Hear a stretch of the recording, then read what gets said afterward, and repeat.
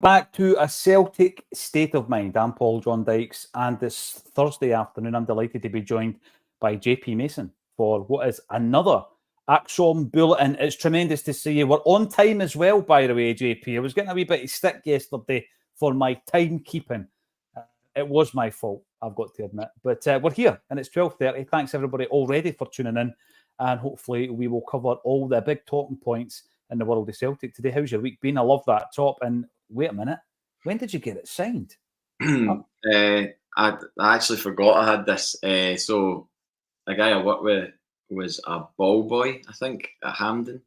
Right. And I think I might be confusing the story a little bit, but I think he got given that top by Tommy Burns, the Rangers fan. And he had it in a lockup for years.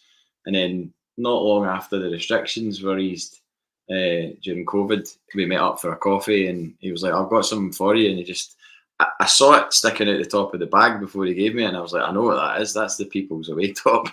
And then obviously I've got one myself, but then he brings it out and he's like, yeah, it's signed. But it's not, weirdly, it's not signed by the team of that time. It's signed by like the Tommy Burns team. Right. So it's like Hideki, Van Hooijdonk, see Andy Walker there. Yep, I see it. So Tommy Burns is on it as well. There's a bit of a John Collins. It's a bit of a unique top. Definitely is. It definitely is. That's a cracker. Now, when I saw it, I didn't actually see the signatures when you tuned in. JP, the first thing it took me back to was the time you came out to Stirling to do your first episode of Celtic State of Mind way back. And then, interestingly enough, to the right as I'm looking at it, of that jersey, you've got a Celtic book that you're appearing in. You actually appear in that Celtic book, following on, obviously, from being on Acsom. So, Tony Conley and Paul Cuddihy. That was the two guys that asked me to write I didn't write it. I just went and met Tony for about 3 hours in the Sky box room at Celtic Park, and we just sat and chatted. Is that the one, like the best view in the stadium? That's incredible. Obviously, it was just an afternoon, and it was empty. There was like nothing in it. It's just an empty room when the broadcasters aren't there. So it was quite surreal to be sitting in that room, looking out at Celtic Park, talking about my first game with my dad, which was just to the left of that room, and everything that Celtic's given me in the last 30 odd years. So this is the thing though, JP, we've all got that story, and back in those days when you came out to Stirling, what we were doing is speaking to anyone with a Celtic state of mind, be that someone who worked at King Tut's Wawa Hut, or someone who had played with the club, someone who had recorded an album. And that was the basis of the show back in the day. And then obviously during the pandemic, we decided that people wanted some kind of sense of engagement, community. They wanted to talk about Celtic for an hour, and that's what we decided to do during the pandemic. And we've built a really, really tight community here, and it's absolutely tremendous to see the names time and time again popping up in the comments section. I'm going to bring as many of you in as possible. But yesterday it's kind of back to the roots with the new show called This Is Acsom, JP, where we're bringing in a figure from the world of Celtic, be that an ex-player like Jackie McNamara, episode 1, or yesterday, his teammate, Simon Donnelly. And it was really, an insightful discussion for an hour. That's going to go out on Friday night. As I say, it's a return to the roots of Acsom. This is Acsom, out on Friday night. Subscribe to the channel so you never miss an episode. It's out weekly. It's going to be out there every Friday night. Hopefully at some point, JP can join us. If it works with your shifts and all that kind of stuff, JP, you can get involved in that. Chris Double Denim brought the cake. And we were joined for an update, really, on the St. Mary's situation. We were joined by a gentleman called Stephen Craig. Hopefully you're tuning in, Stephen. And we had a really good discussion about where St. Mary's is at this moment in time and what we can do as Acsom and as Celtic fans to hopefully help them out again. But we're going to be talking about that in more detail as the weeks and months go. Now, we're running with the headline today of Paulo Bernardo. The word is, the chat is, JP, we're quite advanced when it comes to this deal happening. And during the season, we were hearing figures like £6.5–7 million. We then heard that the loan fee for the season would be taken off of that amount. So you're then thinking, all right, maybe around about £5 million. we're now hearing a fee 3.5. So it looks as though Celtic have negotiated or in the process of negotiating a decent enough deal. I think it's a no-brainer. I know that it had good points and bad points to his season, JP. But if we get that deal done, I can't see anybody being unhappy with it to bring Paulo Bernardo in permanently. No, certainly not. I mean, yeah, he might not have set the heather on fire for the entire season, but did the whole team? Not really. He helped us out when we needed it. His goals, although they were few, they were important. And the run in the cup final as well, which led to the goal that won the cup was Paulo Bernardo. That was his moment, wasn't it? I know he scored against Rangers in the league in that, JP, but that was his moment where it was like, I'm taking ownership of this situation and I'm going to win us this cup. And he just grabbed it by the scruff of the neck, hasn't he, in the cup final? He also, I mean, a Rabbi Matondo complete anomaly of a goal out with that. He set up Ida for the winner at Ibrox as well. And a great pass for Ida. Really, really good ball in for him. So I think the fact that he was trusted in Champions League games as well shows the manager obviously rates him, and he has potential to develop. I mean, that's what Brendan Rodgers loves, isn't it? I mean, the only thing is when you get in players, as we've mentioned before, who aren't even at that base level to develop. They're way below the base level. Yeah. Paulo Bernardo's definitely at the level or above it to be developed as a youngster and get game time. And the one thing that it would indicate to me is that you wonder where that puts Daniel Kelly and his progression into the team. And there's a lot of noise about clubs coming in for him. Whether or not that's nonsense, I don't know. But like Man United and Bayer Leverkusen, and there's a couple of others as well. So I certainly wouldn't want to lose a young Scottish player that's on the periphery of the team that the manager likes and rates, obviously, because he's played him. So I just hope that doesn't spell the end for him, you know. Well, this is the big... There's so many moving parts. I know that's becoming something of a Clarkson moment on Acsom, but you're trying to bring in players to improve the squad, JP. You've got your hardcore group who got us over the line and won us a double last season, and then you want to progress youth development, and you want all of these things to happen all at the same time. But by the way, you have, in my view, 15 players that need to leave the club because they're not contributing. They were clearly not good enough when Brendan Rodgers decided that the time was right to say, right, we're going to have almost an inner sanctum, a core group of players that are going to get us over this line. And unfortunately, at that point, and this is one of the real quandaries, at that point, JP, within that group, yes, they might have made it onto the bench, but you're not looking to start Daniel Kelly. You're not looking to start Rocco Vata. And this is the difficulty because as fans, you know, we're looking right back. When did I start watching Celtic physically? 1987. But I was aware of the club because they were omnipresent in my upbringing. And you just knew that guys coming through, Charlie Nicholas, I remember him bursting onto the scene. I remember my dad coming home raving about this kid who had come through the ranks. And you started to learn the traditions of this football club was to bring and rear your own.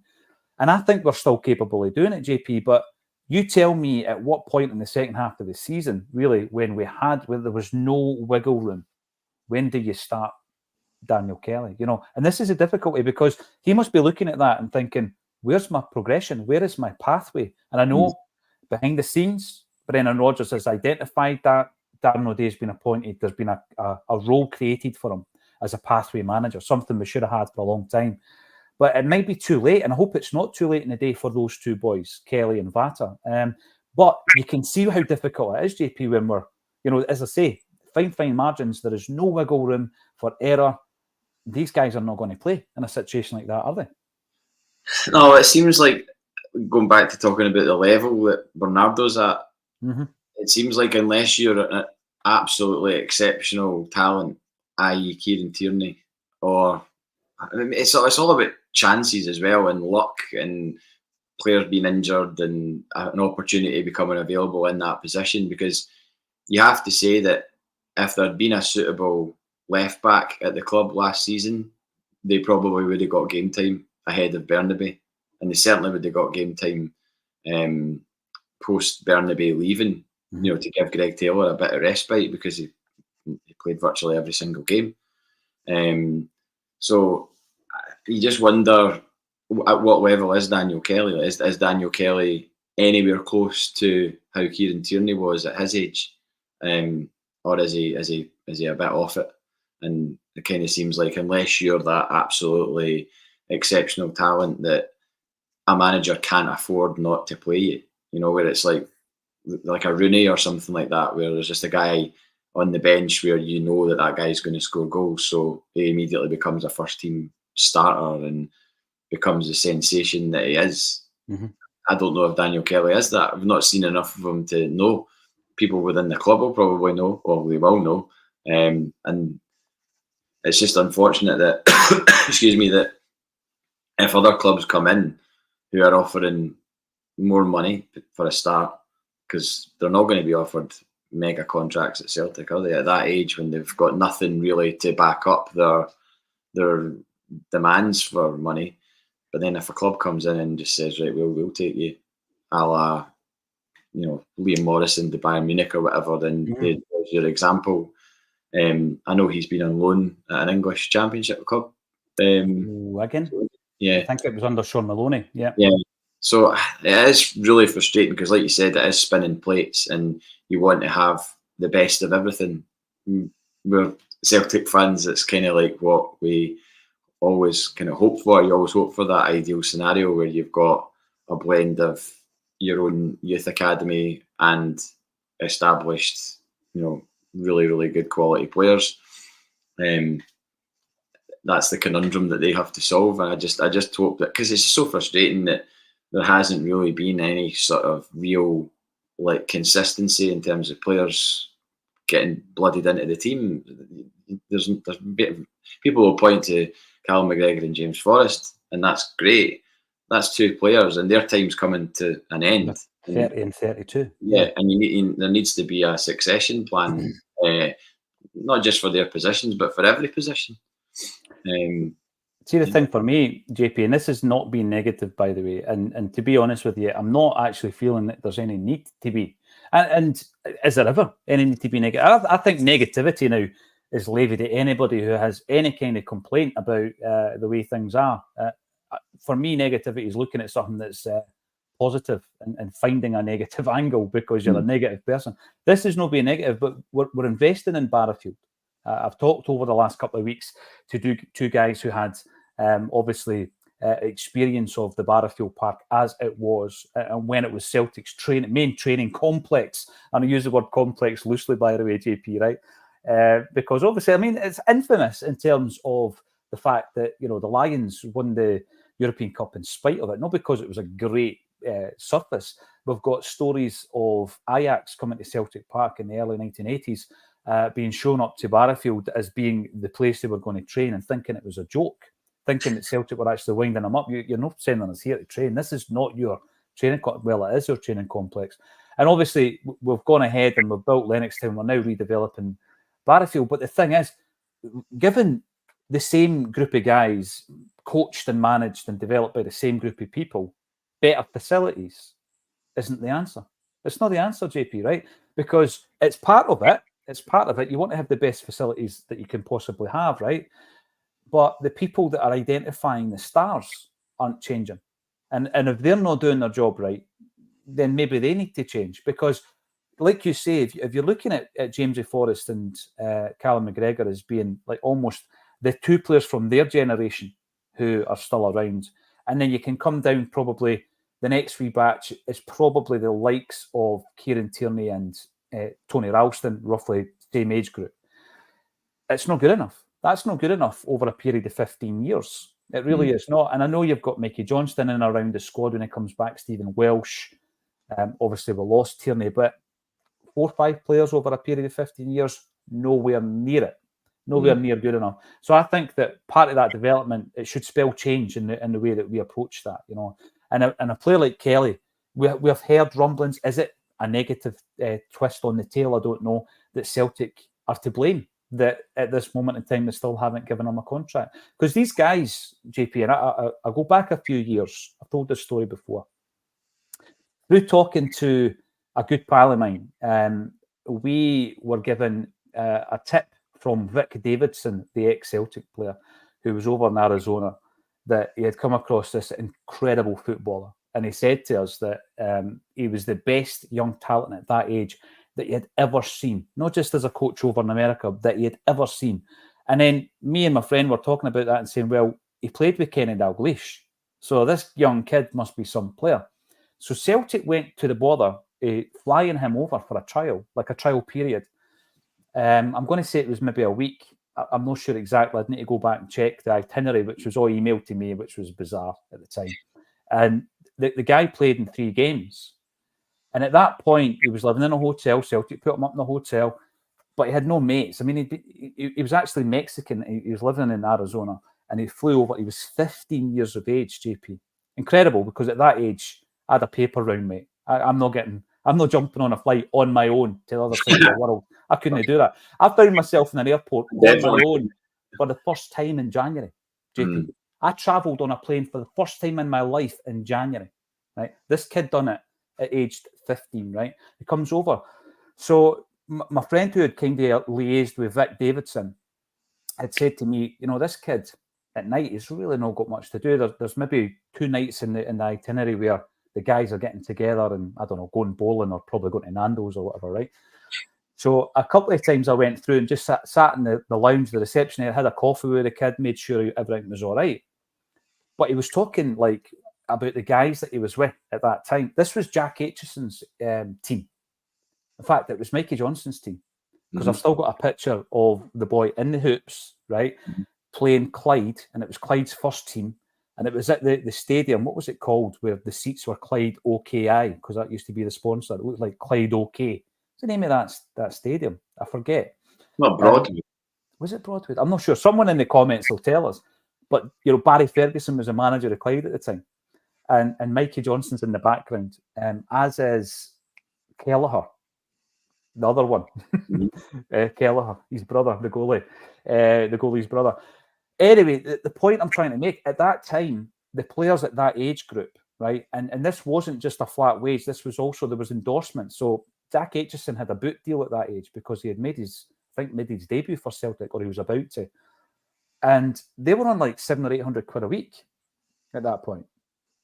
So I've got that figure in my mind at the moment, and I don't think that's increased a great amount in the period of time between that and then Rocco Vata and Daniel Kelly's intake. So if they're on less than 1,000, listen, I'd love to get paid £1,000 a week.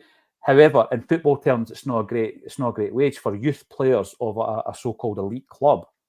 So all it takes is for a club to come in and offer them 3, 4, 5 grand a week, 8 grand a week, and it's life-changing money, JP, and that's where we're at, and that's where the difficulty is, isn't it? But if they're first-team players, the minute they kick a ball for the first team, it's at that point we need to get them on a first-team contract. We can't continue to pay them kids' wages, can we?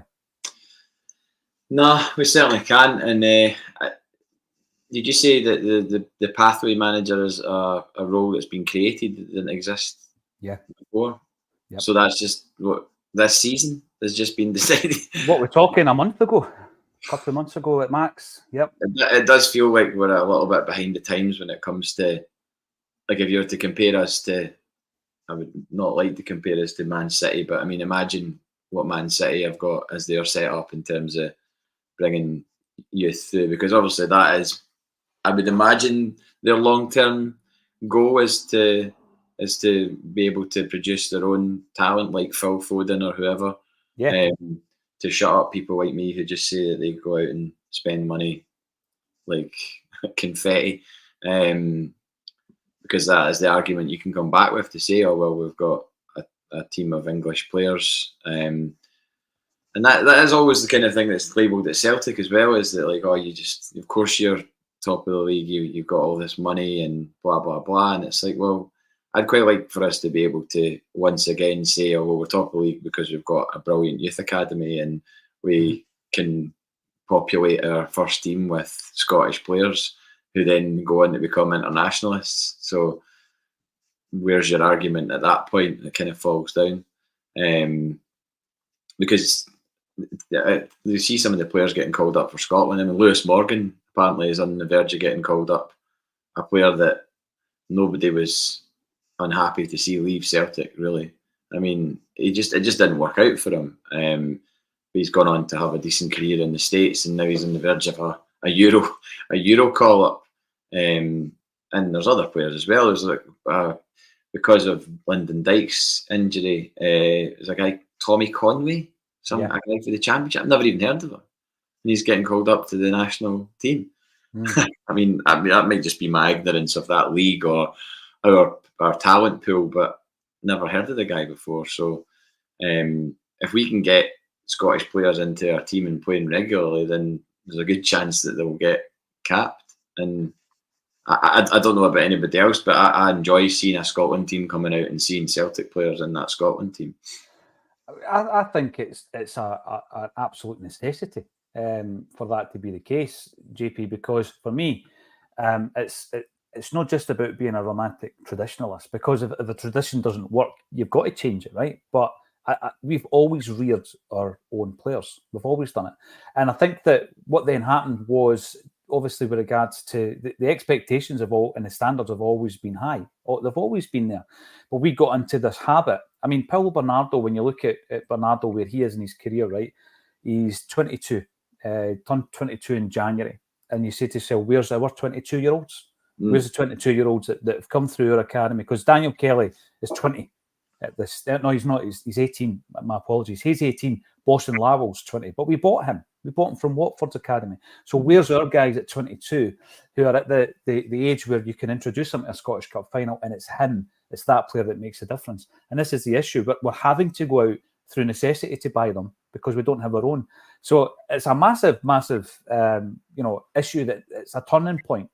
And I think that if Brendan Rodgers is in place and he's already identifying areas of the club, like, for example, there's a gateway manager. We need somebody to work in the pathway between the kids' league or the fifth tier of Scottish football and the first team.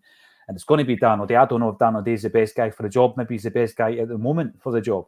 But that will change as things progress. It's like the loan players. We loan out something like upwards of 15, 20 players every single season, JP. And you ask yourself, who manages that? Who manages the loans? There's clubs. I'm going to use your example, Man City. Until fairly recently, Gary Caldwell was the loan manager of Manchester City.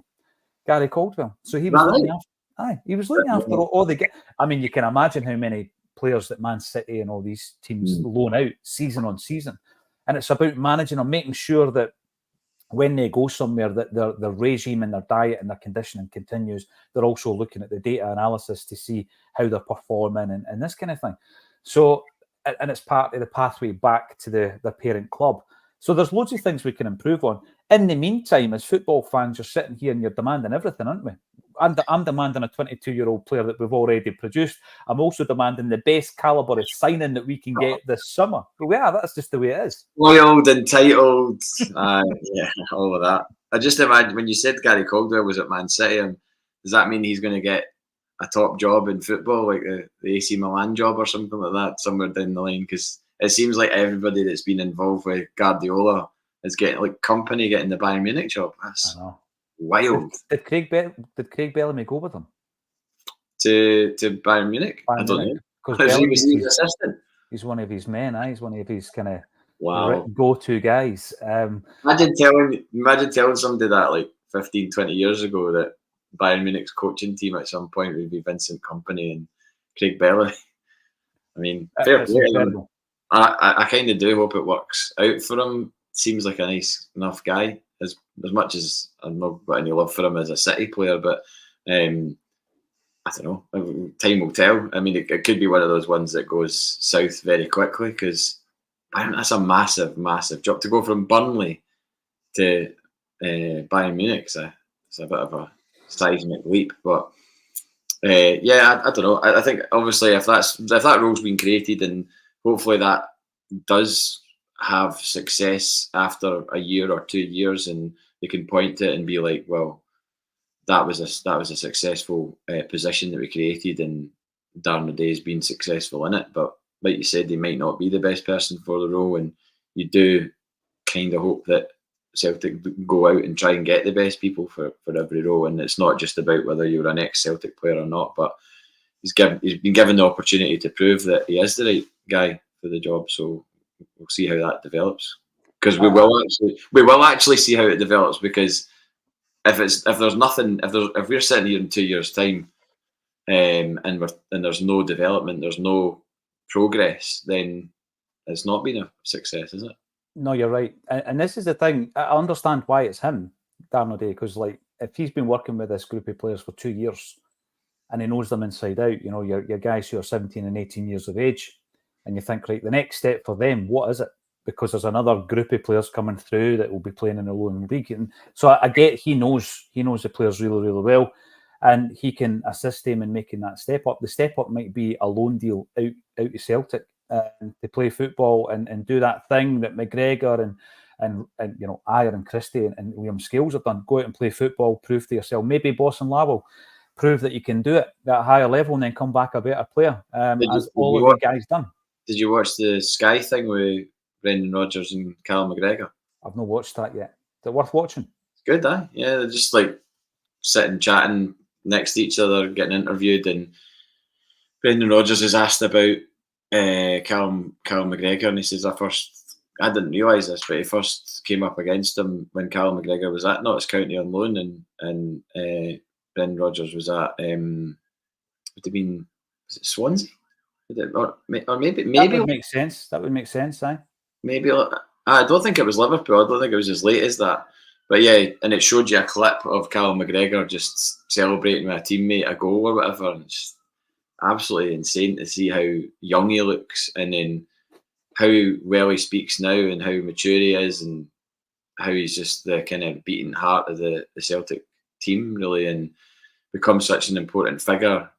And I did have my doubts about him being the captain after Scott Brown left. I just didn't see that side of him, but he's just took it on and ran with it, and taking the best bits, I think, of players that he's played alongside, and certainly taking the best bits of Scott Brown to sort of just get in Rangers' faces as much as possible, and make it really, really difficult for them to beat us, as has been the case.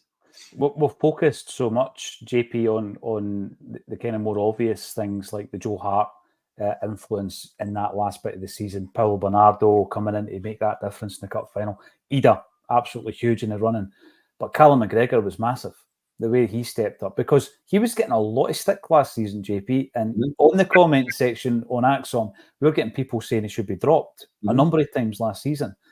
I thought he was an absolute... I saw that many times. Yep. Drop McGregor for Iwata. Yeah, and then I think that he's one of the guys. Is he underappreciated? Possibly, because he's been so consistent now for, I think he's going into his 10th season.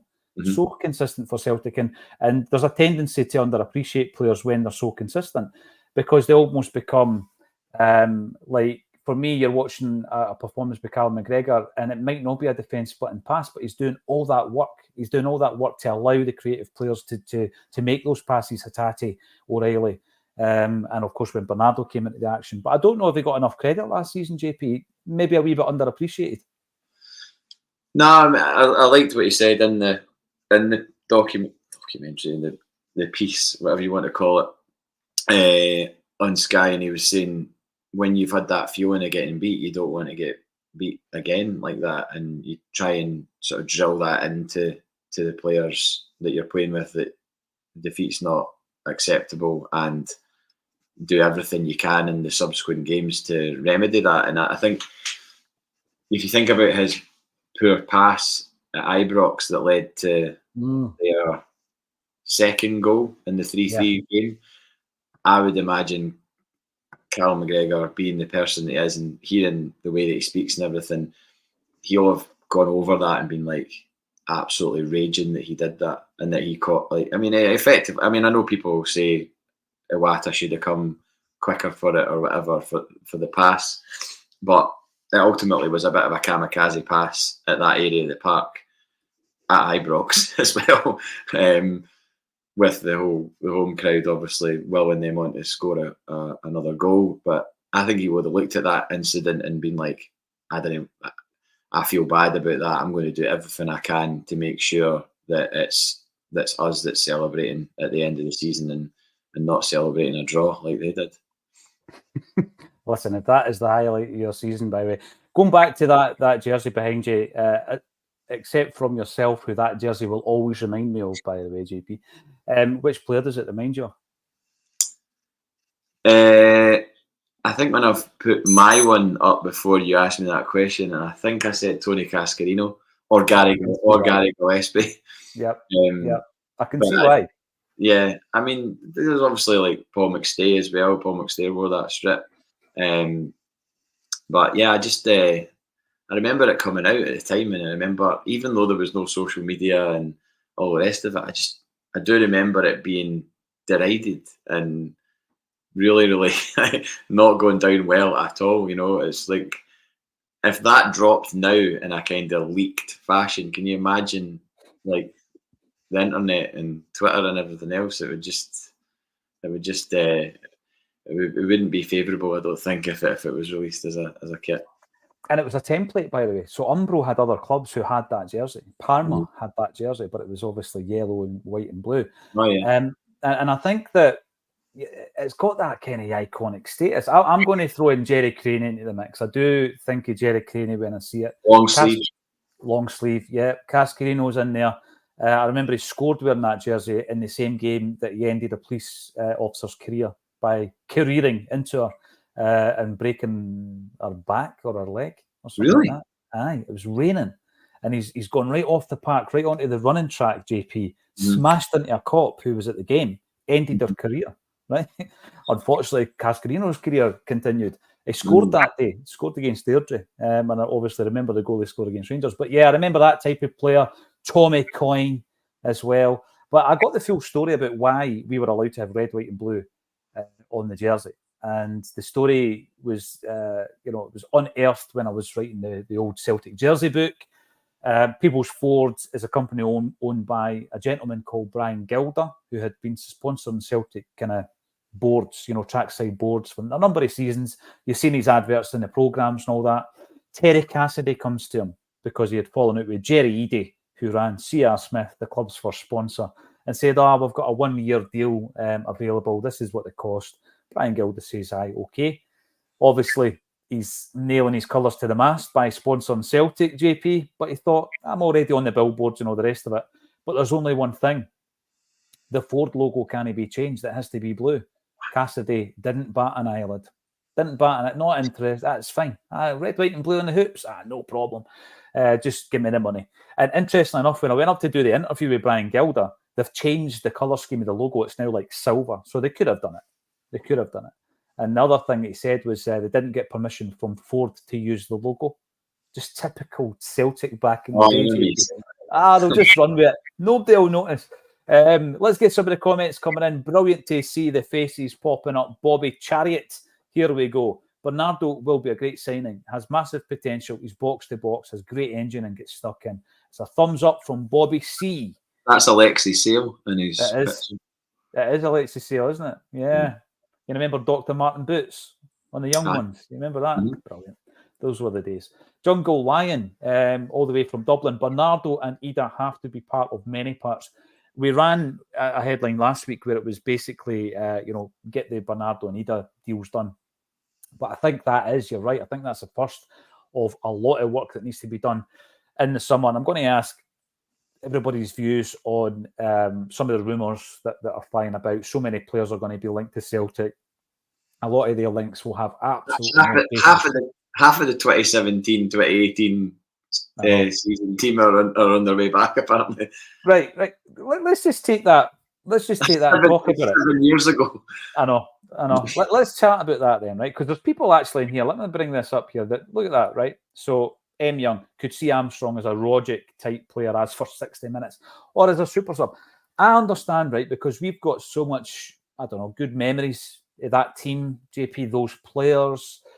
Some of them undoubtedly would improve what we've got right now. I don't have any doubt about that. But some of the names that we've mentioned and have been mentioned, instantly you think, that's a deal that couldn't be done. And I guess that when a player like Kieran Tierney goes to Arsenal, What's he on? 100 grand a week? I don't know. So he'll be up there. Somewhere Right? between 80 and 100. Yeah. I mean, but then I think he was on about 80 when he signed, but then they signed a new deal, didn't they?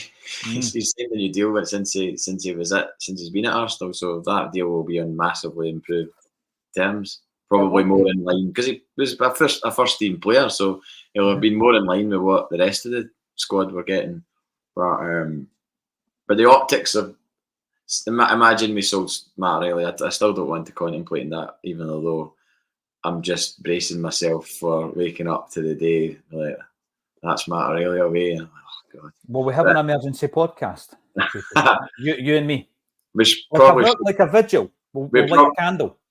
We probably should have one for his gran, at least, to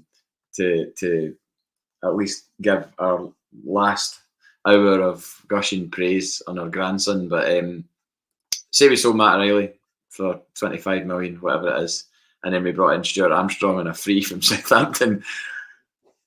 That's not looking well in the optics categories for the people that have it in for penny pinching Peter Lawwell and all the rest of it. It'd be like classic Celtic and all this sort of stuff. So as much as I love Stuart Armstrong, I wouldn't want to see him back at Celtic in any capacity, whether it's a squad player or whatever. I mean, I just think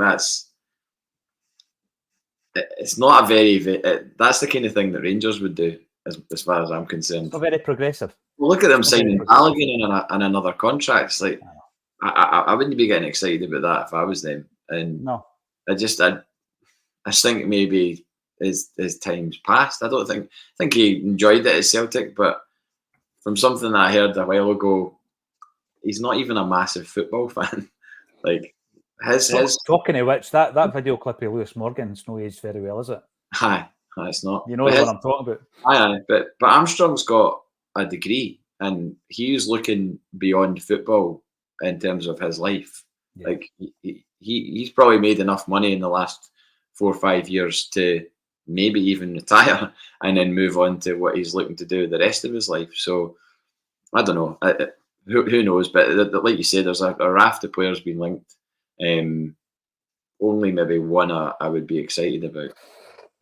Are you talking about the players that used to play for Celtic? Yeah. Right. So just we'll go through it, right?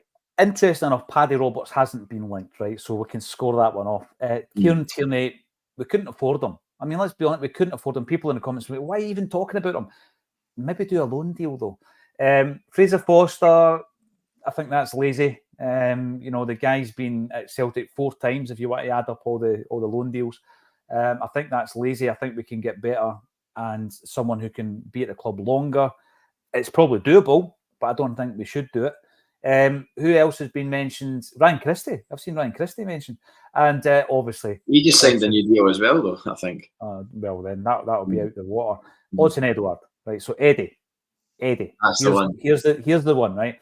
So Edouard, very much a Rodgers player. I mean, he convinced the board to shell out £9 million on that boy when he was a 19-year-old, I think, at the time.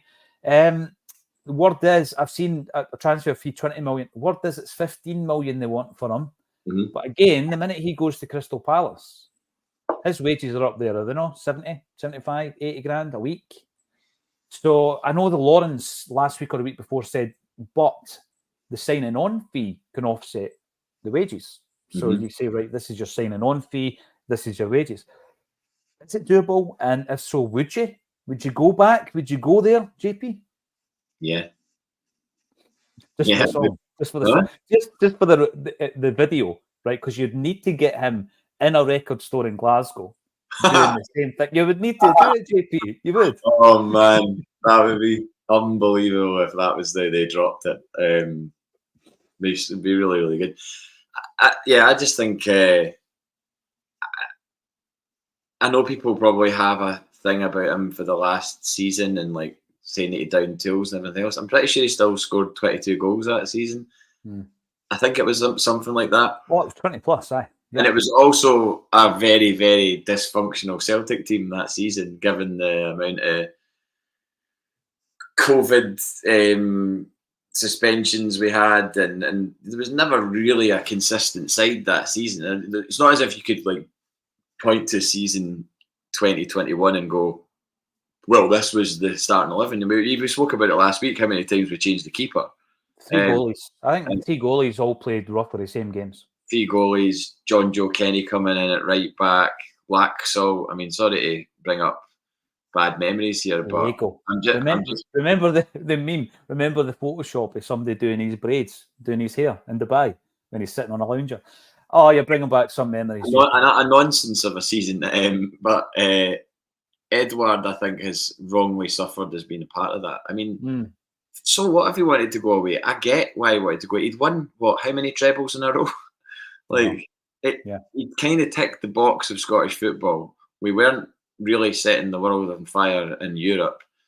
He's an opportunity to go and earn more money in the Premier League and ultimately play in the Premier League. So I don't have an issue with him leaving or wanting to leave that summer. It was just unfortunate that a global pandemic put a huge roadblock in his way of getting there, because otherwise I think in a parallel universe, Edward would have left that summer. So would Ayer and so would Christie.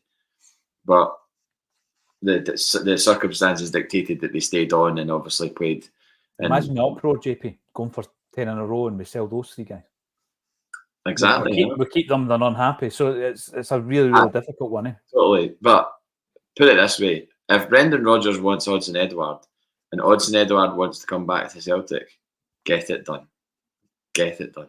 That's what know that if you fly Rodgers down there, he'll convince him. Just take him out. Come back up the road. He'll come back. There must be something in the air out in the postcode of his Mallorca pad.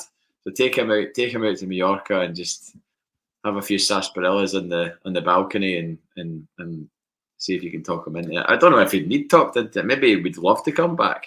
Champions League football guaranteed. I know. At least 8 games in the Champions League. Yeah.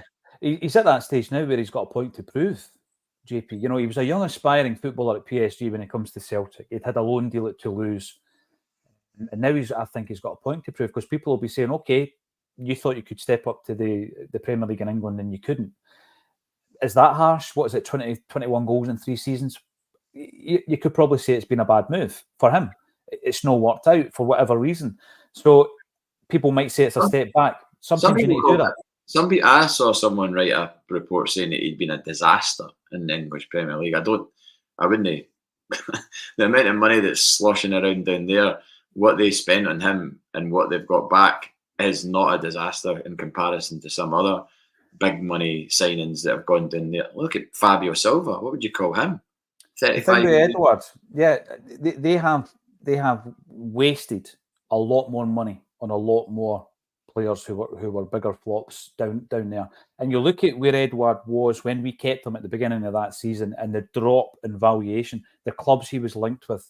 He ends up going to Crystal Palace. No disrespect to any Palace fans tuning in, but the clubs he was linked to a year before that, JP, were a completely different calibre. They were talking £20 million plus for Edouard at that stage. Into Milan. So, I mean, it was the same. I was linked. He was actually name-checked by Maldini at AC Milan. You know, he ends up going to Brentford. So, Christie was linked to Sampdoria. So, a year before all those 3 players, you know, their stock plummeted, as did, you know, a lot of players during that period. Edward, let us know in the comment section, is it cloud cuckoo land, or could a deal be done? Then it's clearly like Edward or Ida, though, isn't it? There's no way you're signing both.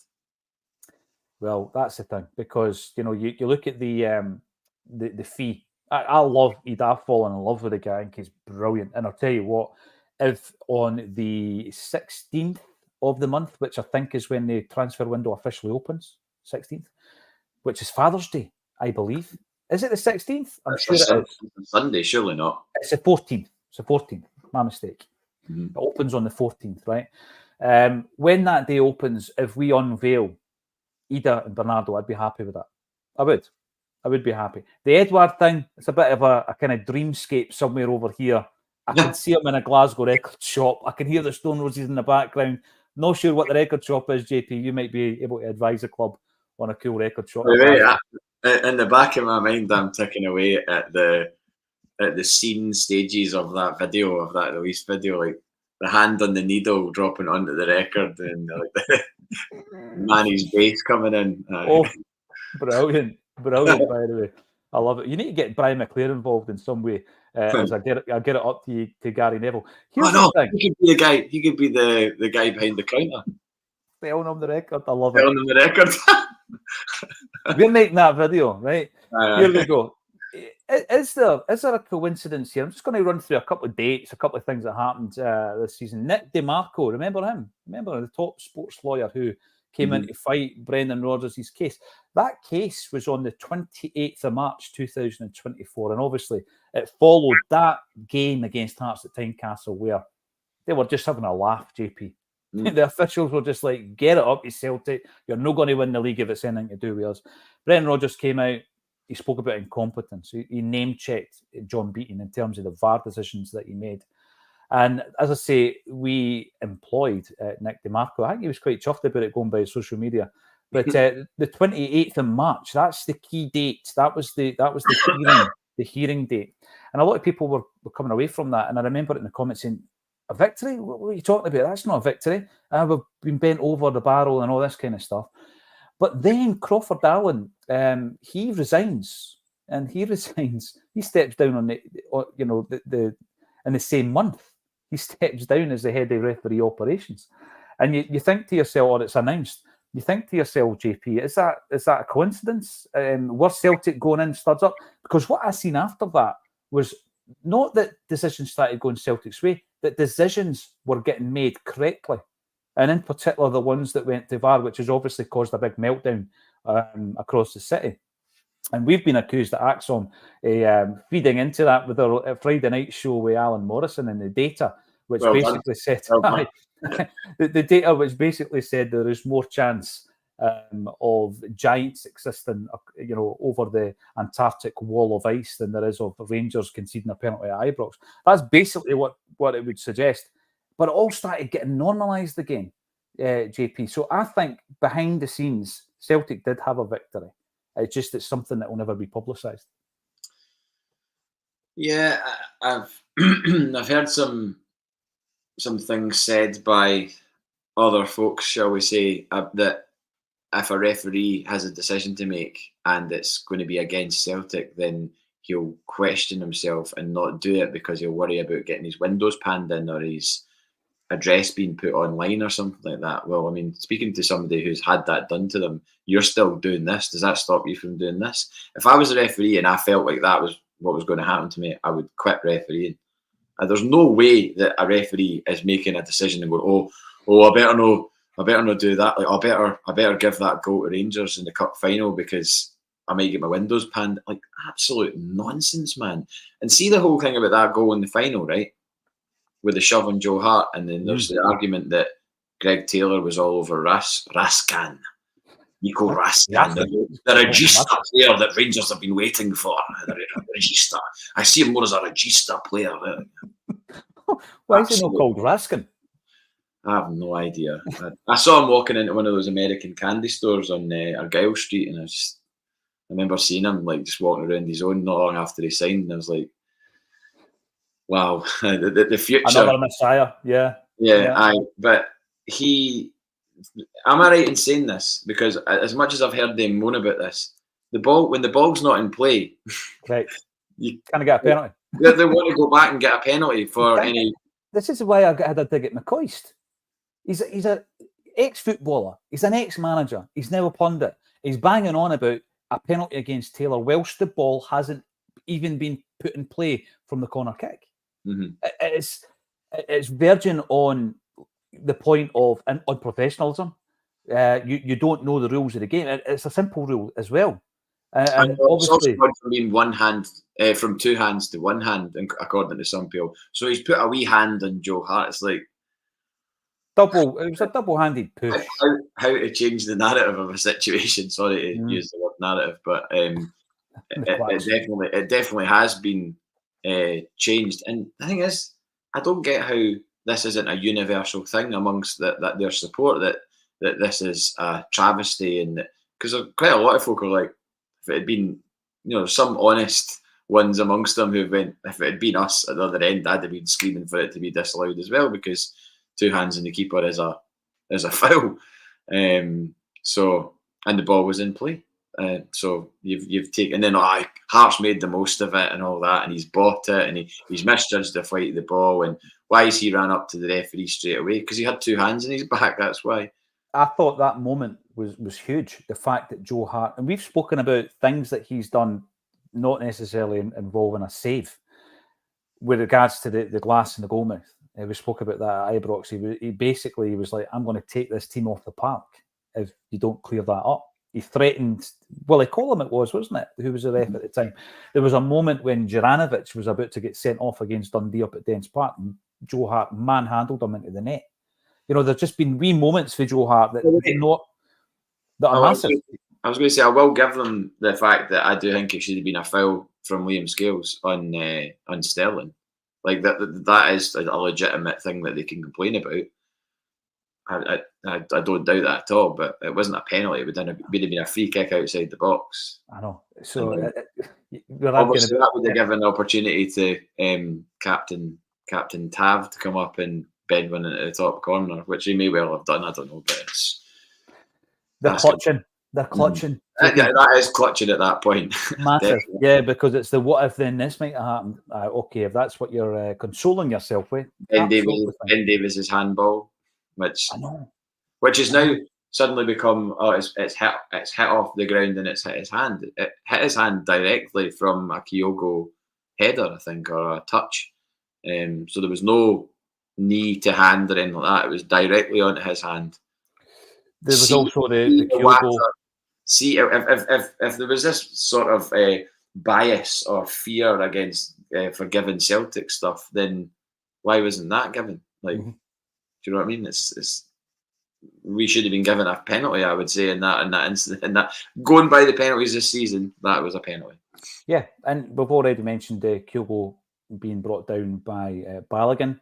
And previously we mentioned, I'm going to bring this up, we mentioned Matt O'Reilly being skived or potentially skived by Lundstrom. That will be in his show reel, his highlights reel. But you mentioned earlier that we will be gutted if O'Reilly indeed is to leave. And we heard that this happened. So Matt's Gran loves Celtic podcast. I'll read it out. A Celtic podcast has reeled in a special fan, star player Matt O'Reilly's 85-year-old Gran. The Celtic State of Mind team was delighted when she commented on their latest episode. I think there's a couple of weeks ago, somebody sent me Gran, is it Leeds? Less.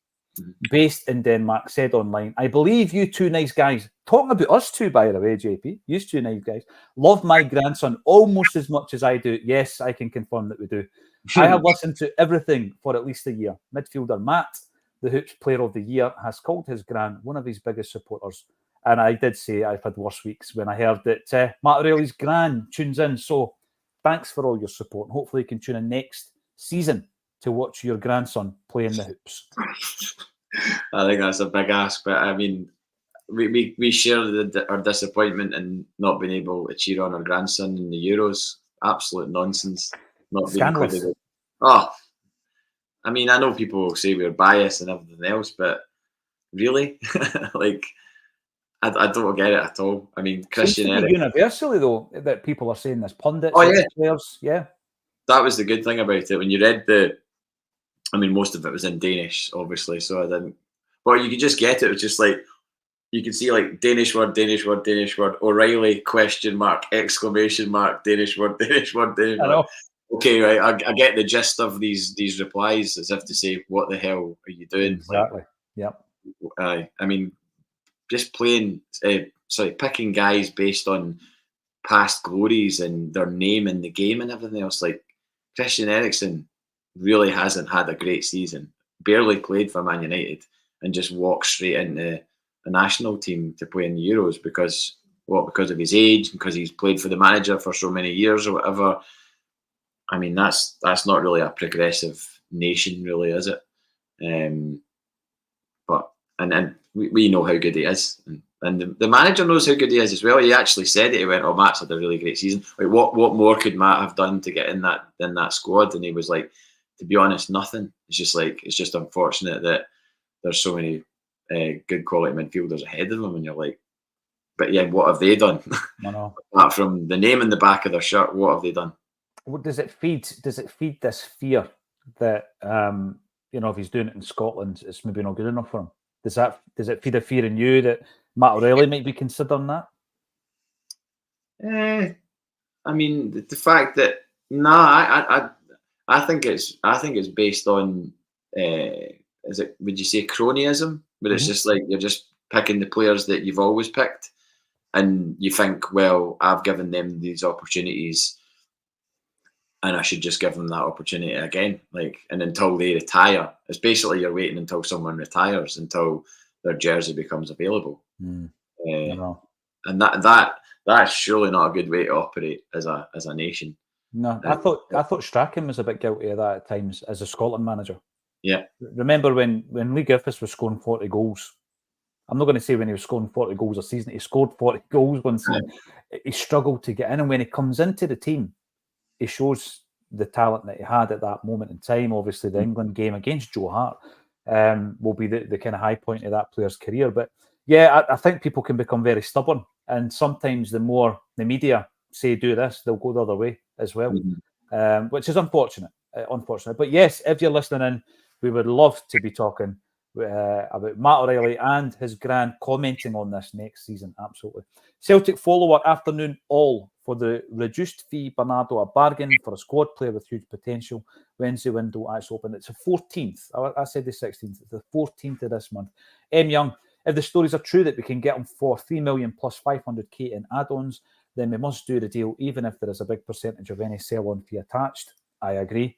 And Donny Tiny Hands, Armstrong and McKenna are available for free. Both would help with homegrown quota. Now, I can almost see it. A lot of players, fans rather, will look at McKenna and say, nah, no thanks. But Brendan Rodgers likes him. He does like him, JP. I got into a bit of a Twitter. There was a few tweets back and forward this morning. A guy I used to work with at Tesco, Thomas, put up this morning. And bear in mind, Thomas's Twitter bio is a James Forrest hate account, so I think we know where we're going here. Like, I love the guy. I work with him every day throughout the lockdown. We kept each other going. We would chat and stuff like that about in that season as well when we were murder. But he put up this morning saying, "Get McKenna and upgrade on Scales." And I went back saying, "What, Scales, the guy that played almost every league game last season and won a league winners medal?" And it's just like, I get that there's a need and a want for people to get a better centre half than Scales, particularly for the Champions League, because I think we probably do need somebody of better quality. I mean, some people might even argue that we don't need that, but I think we definitely do. But I think Scales has proved himself to be. I would not be disappointed if we started with Liam Scales and Carter Vickers in the first league game of next season. I wouldn't be, because they're both league winners of the most recent league title. But with McKenna, I just haven't seen. I don't know how you can say with certainty McKenna is an upgrade on Liam Scales, because we haven't seen Scott McKenna play for Celtic for an entire season. If Scott McKenna's got a league, if Scott McKenna comes in and plays every or the majority of league games between now and then, between next season and the end of next season, and has a league winners medal, then I'll be like, fine, fair enough. What, that's I'll give you that, but I couldn't sit here right now and tell you Scott McKenna's coming to Celtic and being an absolute roaring success. There's doubts over that. He's been let go as a free agent by Nottingham Forest. Yes, he played 13 games for Copenhagen between January and between January and now. I don't know how well Copenhagen played. I don't know how many wins, losses, draws that were in those 13 games, or how he played in those games. I'm not sure about it.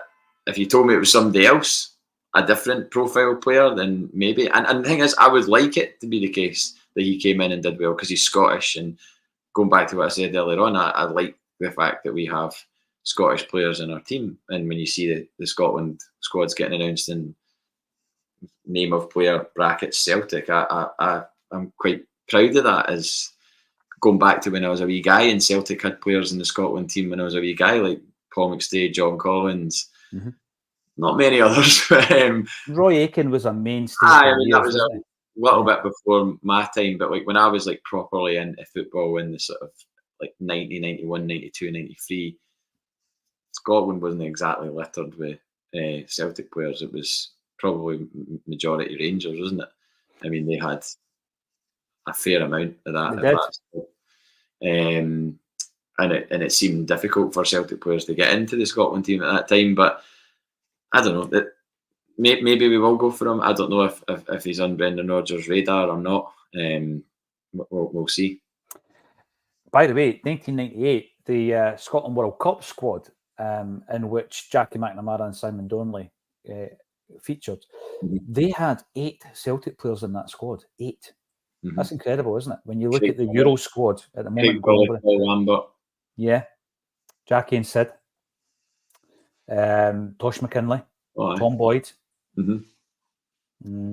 Collins was away. Jonathan Gould. Oh, yeah. He was the third choice keeper, wasn't he? Gouldy was in there. And Dan Jackson. With an English, a thick Yorkshire English accent. That's right. Yeah.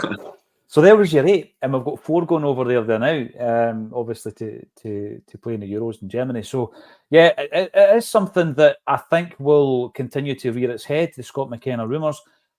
And I'll tell you why very quickly, because I know we're running out of time here, but why is Liam Scales the first pick? Well, I think we're in a situation where A, he has performed well enough when you look at everybody else that's available to be the first pick, JP.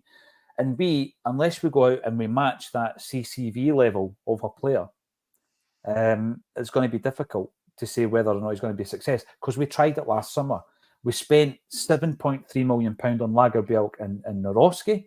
We spent a further something in the region of £2 million on the loan deal for Nat Phillips for 6 months, including wages. So we spent a huge amount of money. And none of the 3 guys. So you got a guy there, Nat Phillips from Liverpool, plucking a player out of the English Premier League. You've got Lagerbielke, who was voted the best defender in the Swedish top division, and he was an international player. All right, but Scales was better than him. And then you've got Nawrocki, 4.3 million, our biggest signing of the summer, and Scales was better than him. So, and it also, I think, creates a situation where it's difficult to overload centre half. The centre-half position this summer, JP, until we start getting rid of some of these guys. And I'm still unsure of what the future holds for Nawrocki. I think Lagerbielke's gone, Kobayashi's gone. Don't know about Welsh, don't know about Nawrocki. You say that they're gone, they're not gone yet. I know. They might be gone metaphorically speaking, but they're definitely not actually gone. No, so they're still in the car share with Siegrist and McCarthy and and there's a few others getting on the roof rack at the moment.